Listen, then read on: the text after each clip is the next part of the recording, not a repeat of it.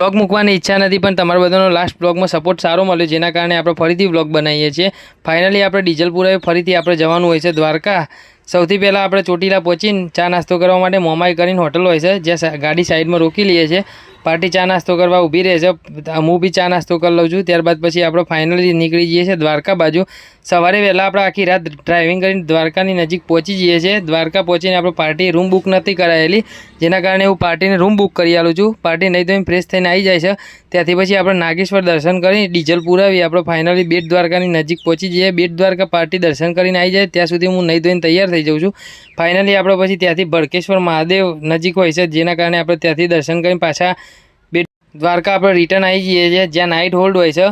સૌથી પહેલાં આપણે ફ્રેશ થઈ જઈએ છીએ, ત્યારબાદ પછી પાર્ટીને આયુસી કરીને હોટલ હોય છે, જ્યાં એમને ઉતારી દઉં છું. ત્યાં શ્રીનાથ કરીને ડાઇનિંગ હોલ હોય છે, જ્યાં જમવા માટે બહુ લાઈન હોય. પાર્ટી લાઈનમાં ઊભી રહી હોય, હું બહાર જઈને જમી આવું છું. આખી નાઇટ હોલ્ડ કરવાનું હોય, જેના કારણે રાત્રે આરામ કરી સવારે વહેલા ફ્રેશ થઈને પાર્ટીને લઈને આપણે રવાના થઈ જઈએ સીધા સોમનાથ બાજુ, જ્યાં રસ્તામાં દરિયાનો વ્યૂ હોય, જ્યાં આપણે વિડીયો ઉતારી લઈએ. ત્યારબાદ ડીઝલ ફૂલ કરાવી આપણે પહોંચી જઈએ માંગરોળ, જ્યાં હલવો ફેમસ હોય છે ઇન્ડિયનનો, જ્યાં આપણે હલવો લઈને ત્યાંથી પછી આપણે રવાના થઈ જઈએ છીએ દીવ બાજુ.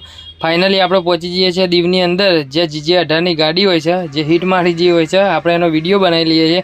ત્યારબાદ પછી આપણે ગંગેશ્વર કરીને મહાદેવનું મંદિર હોય છે, જ્યાં મસ્ત વ્યૂ હોય છે, જ્યાં 5 શિવલિંગો ઉપર પાણી આવતું હોય છે, જે પાણી દરિયાનું પૂનમના દિવસે જ આવે છે. ફાઇનલી આપણે ત્યાંથી પછી નાઇટ હોલ્ડ હોય છે દીવની અંદર, ત્યાં નાઇટ હોલ્ડ કરી દઈએ છીએ. મળીએ નવા બ્લોગ્સમાં મિત્રો. જય માતાજી.